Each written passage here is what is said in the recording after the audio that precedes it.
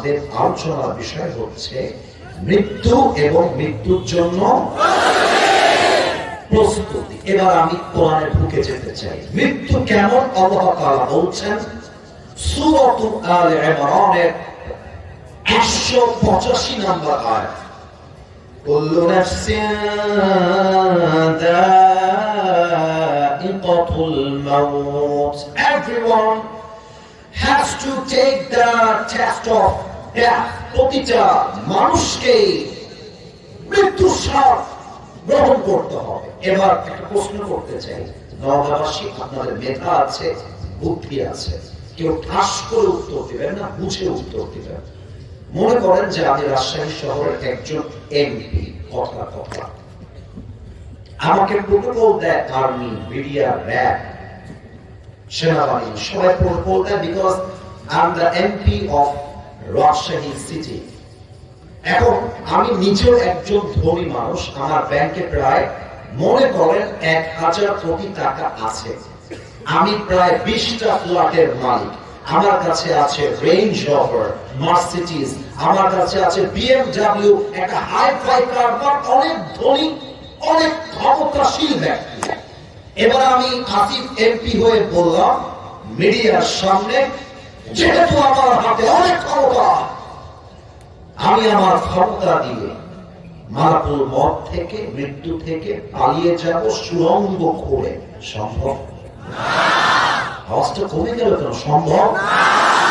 সূরাতুল জুমা 8 নম্বর পারা, 13 নম্বর পৃষ্ঠা, সূরাতুল জুমা একদম এক্সাক্ট 8 নম্বর আয়াত, قل إن الموت الذي تفرون منه فإنه ملاقيكم. Oh Prophet, tell your ummah, they will escape from the death. They will never able to be escaped from the death. Enemy border. তোমরা কি মৃত্যুর থেকে পালাতে চাও?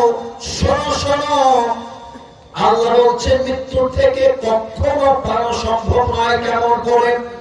আইনামা তাকুনু ইউদরিকুমুল মাউত ওয়ালাউ কুনতুম ফি বুরুজিন মুশাইয়াদা, সূরাতুন নিসা 78 নম্বর আয়াত। যদি তোমরা মাটির নিচে সুড়ঙ্গ করে ফেলো, সুড়ঙ্গ, আর ওইটাকে লোহা দিয়ে ঢেকে দাও, গ্লাস দিয়ে ঢেকে দাও, মাটির অতল গহ্বরে ঢুকে যাও, তবুও তোমাকে মালাকুল মউতের মাধ্যমে পাকড়াও করবে একজন। আওয়াজ দিয়ে আওয়াজ দিয়ে আওয়াজ দিয়ে বলেন সবাই, তিনি কে? এবার সবাই চোখটা 5 সেকেন্ডের জন্য বন্ধ করবে। সবাই, আমিও বলবো, আমি বলে দিই কেন বন্ধ করবেন। আমি আপনাদেরকে বন্ধ করতে কেন বলছি শুনুন, তারপরে বন্ধ করবেন। এই চোখটা বন্ধ করে ঠান্ডা মাথায় 5টা সেকেন্ডের জন্য ভাববেন কবরের কথা, মৃত্যুর কথা, নিজের আমলের কথা। জাস্ট 5 সেকেন্ডের জন্য আমি চোখ বন্ধ করলাম। নওগাঁবাসী, রামনগরবাসী চোখ বন্ধ, সবাই। আমি পাঁচ করছি, আমার বিশ্বাস কেউ তার চোখ খোলা রাখে না। এটা নওগাঁর মানুষ, কলিজার মানুষ, কথা আমার শুনবে, এটা আমার বিশ্বাস। আমি কাউকে দেখতে পাচ্ছি না। 1 2 3 4 5। ওপেন ইউর আইস, চোখ খোলেন, আমাকে সোজা দেখবেন, আমার দিকে তাকান। এখনই এই রানীনগরের আজকের এই মাহফিলের বামে যারা আছো, সামনে যারা আছেন, ডানে যারা আছো, নিজেকে এখনই প্রশ্ন করেন, এখন বাজে রাত 11টা 11 মিনিট, আমি যদি এই মুহূর্তে এখন মারা যায়, আমি কি আমার জীবনে এমন কোন আমল করেছি যে আমলের দ্বারা এখনই মারা গেলে আমি এখনই জান্নাতি হতে পারবো? নিজেকে নিজে প্রশ্ন করেন। এবার দেখেন তো মনটা কি বলে। মন যদি বলে ইয়েস, আমি এমন আমল করেছি, আমি যদি এখনই মারা যাই, আমি এখনই জান্নাতি হয়ে যাব, তবে আজকের ওয়াজটা আপনার জন্য নয়, আজকের মাহফিলও আপনার জন্য নয়। কিন্তু আপনার মন যদি বলে হায় হায়, আমি তো আমার জীবনে এমন কোন আমল করি নাই যে আমলের দ্বারা এখনই বললে এখনই জান্নাতি হয়ে যাব। আপনার মন যদি বলে আমি অনেক হারাম কাজ করেছি, এখনই মরলে এখনই আমি জাহান্নামী হয়ে যাব, তাহলে আমার প্রশ্ন, এখনো আপনি সুদ খান কেন?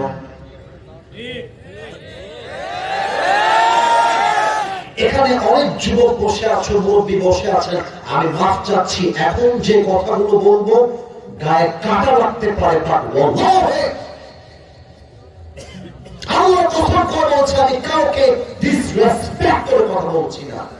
এখানে অনেক মুরব্বী যুবক বসে আছে, এই মাহফিলে ওর পকেট চেক করলে বিড়ির প্যাকেট এখনই পাওয়া যাবে। এই মাহফিলে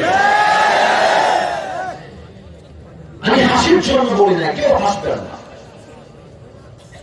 অনেক যুবক এই মাহফিলে বসে আছে, যে যুবকটা এই মাহফিল থেকে তার গার্লফ্রেন্ডকে মেসেঞ্জারে রিপ্লাই করেছে, এই মাহফিল থেকেই সে করেছে। এখানে অনেক যুবক তারা দাঁড়িয়ে আছে, বসে আছে, এরই মাঝে এমন যুবক আছে যে যুবকটা এই সপ্তাহে তার গার্লফ্রেন্ডকে নিয়ে পার্কে ডেটিং করে আসছে, এখানে বসে আছে। আমি তোমাকে আঘাত দেওয়ার জন্য বলি নাই, আমি তোমার পায়ে হাত রেখে বলছি, আমি আসিফ তোমার শত্রু নই, আমার কথাটা বোঝার চেষ্টা করো। মৃত্যু যখন মানুষের সামনে হাজির হয়ে যাবে, মৃত্যুর ভাগ হবে দুইটা। নওগাঁবাসীর সাউন্ড চাই, বলেন সবাই কয়টা? আওয়াজটা ডান পাশ থেকে আসে নাই, বলেন সবাই কয়টা? এক নাম্বার হলো নামাজি বান্দার মরণ। নামাজি বান্দা যে হবে, নামাজি যুবক যে হবে, নামাজি মা যে হবে, আমার মুরব্বী আপনারা জান যে 5 ওয়াক্ত নামাজি হবে, তার সামনে যখন মালাকুল মউত আসবে, তার জামাটা হবে সাদা ধবধবে একটা জুব্বা, তার গায়ের রং হবে ফর্সা। ওই ফেরেশতা মালাকুল মউত একজন যুবকের বেশে আসবে, তার চেহারায় নূরের আলো চমকাইতে থাকবে নামাজি বান্দার সামনে। নামাজি বান্দা যখন মালাকুল মউতকে চোখের সামনে দেখবে, মালাকুল মউত নামাজি বান্দার দিকে তাকিয়ে আস্তে করে বলবে, কি বলবে খেয়াল করবেন। যদি আপনি নামাজি হন, আপনার মৃত্যুটা এমন ভাবেই হবে, হাদিস তাই বলছে। নামাজি বান্দার সামনে এসে মালাকুল মউত নরম সুরে ডাক দিয়ে বলবে, ইয়া আইয়াতুহান নাফসুল মুতমাইন্না উখরুজি ইলা মাগফিরাতিল্লাহি ওয়া রিজওয়ানি। ও নামাজি বান্দা, বের হয়ে আসো, বের হয়ে আসো। এবার নামাজি বান্দা ডাক দিয়ে বলবে, আইনাল খুরুজ, বের হব কোথায়, আমার ঠিকানা কোথায়? মালাকুল মউত ডাক দিয়ে বলবে, ইলা মাগফিরাতিল্লাহি ওয়া রিজওয়ানি। আরে আসো আসো, বের হয়ে আসো, তোমার ঠিকানা হলো আল্লাহর জান্নাতে। সুবহানাল্লাহ। এবার আমাকে দেখবেন মাইকটা হটাইছি, আমার ডান হাত দেখা যায়? একটু কথা বললে ভালো হয় রে, বা দেখা যায়? এই মালাকুল মউত তার ডান হাতটা নামাজি বান্দার জন্য তুলবে। আমি আবারও বলছি, নামাজি বান্দার রূহ কবজ হবে বাম হাত দিয়ে নয়, ডান হাত দিয়ে। কেন হবে আমি বোঝাচ্ছি। রূহটা আছে এখানে, নামাজি বান্দার রূহের দিকে মালাকুল মউত তার ডান হাতটা বাড়িয়ে দিবে। রূহ যখন বের করবে, একটা পিঁপড়া কামড় দিলে যেই পরিমাণ কষ্ট হয়, তার চাইতে কম কষ্ট দিয়ে নামাজি বান্দার রূহকে কবজ করা হবে। এবার আমার দিকে তাকান তো, এইটা আমার হাতে বসুন্ধরা টিস্যু, এটার নাম কি? Tissue, tissue. আচ্ছা, টিস্যুটা একটু খেয়াল করেন, বুঝে উত্তর দিন। আবারও বলছি, না বুঝে বলার কোনো প্রয়োজন নেই, আমরা সঠিকটা বলতে চাই। এটা কি গোল না চারকোনা? রাইট আনসার আমাদের গোল না চারকোনা? একটা হাদিস শোনাচ্ছি, মাথায় রাখবেন, আজীবন মনে শান্তি দিবে। কাফার মিন আকফানিল জান্নাত